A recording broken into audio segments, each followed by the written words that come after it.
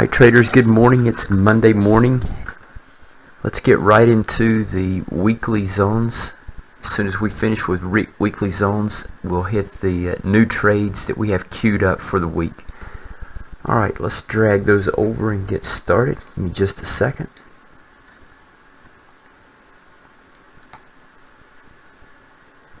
Alright, here we go. And we're up first with the S&P 500. And guess what, guys? It's another green day.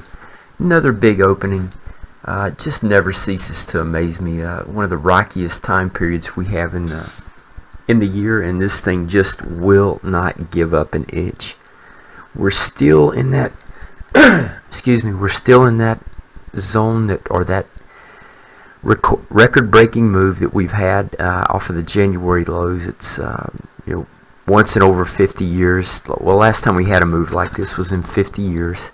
As it relates to breadth, as strong as the breadth has been, it's just unbelievable. So here we are, yet another huge up move. This market started moving in the overnight session somewhere around 2:30 in the morning, and just it's just had a bid all the night since then. But here are levels for the week. We've got 2201 to the upside and 2088 to the downside.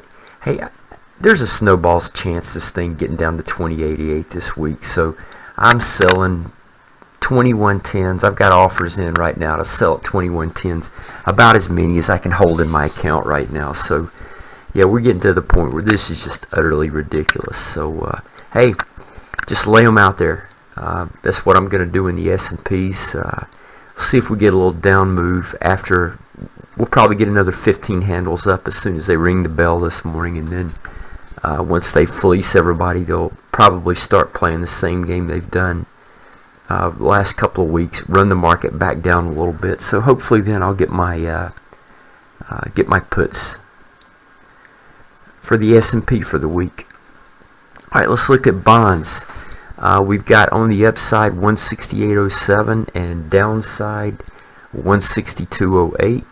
So, of course, stock market's green, bond market's green this morning as well. We've got crude and gold just off slightly. So, I mean, it's just negligible at how those two markets are down. So, anyway, everything, bonds and stocks are all tracking higher together this morning. And why shouldn't they? Alright, crude. Hey, we've got crude with 54.40 and 47.50. So you can see here this horizontal blue line on the bottom. You can't see the one on the top, but that's the current position I'm in the personal account. And I believe the double it up portfolio. So anyway, those are our levels for crude for this week. So let's see how that shapes up. And guys, I actually use these weekly levels to maybe adjust deltas in my longer term positions. I don't want the crude market to get away from me, so I trade that one a little bit differently as far as adjustments go than I do for the S&P. Okay, here's the dollar. Quick look. Upside target up here is 114. Downside is 97.03. We haven't had the dollar since I've been tracking this. We have not had the dollar ever touch or penetrate the second levels. So it's always stayed inside those. Not that we can do much with the dollar because we don't have any options on it. So that's the only reason I track these, is so we can play options. But the dollar's so important. I like to see it, how it moves relative to the gold and crude. Alright, here's a look at gold for the week. So we've got upper level at 1302, lower level 1230. 1230 and 1302. So if any of you guys have any strangles on out there, I know might play strangles on gold quite a bit. Those are the levels. I would, depending on what position you have on, I would really start looking at gold if it got into one of these areas right here, maybe making some delta adjustments. Alright, let's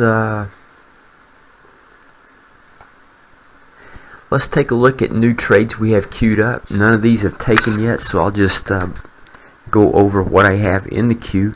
So in the S&P, like I said, I'm selling the 2110s. Yeah, I've got several.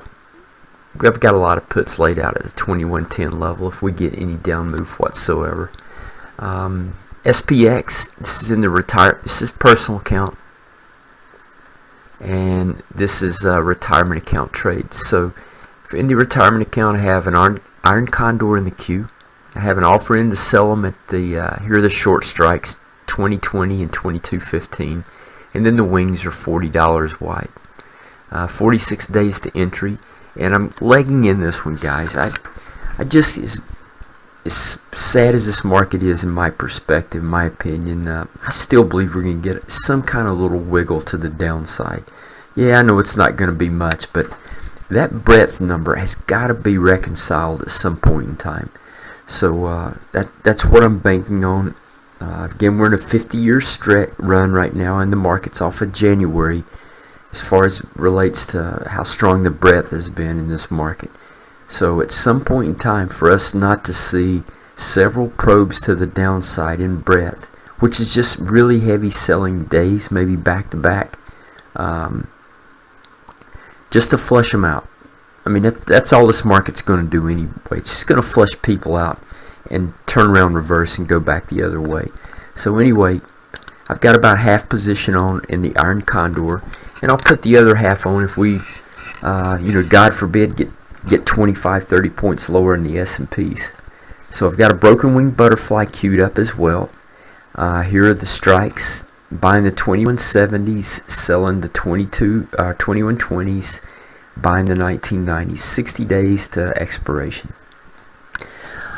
Okay, guys, that is a wrap for the levels for this week. Everything looks like we're back on track for our Tuesday night meeting. I'll put that out in an email as well, just so we're reminded. So it looks like we'll be able to meet back for the first time since the hurricane this coming Tuesday night.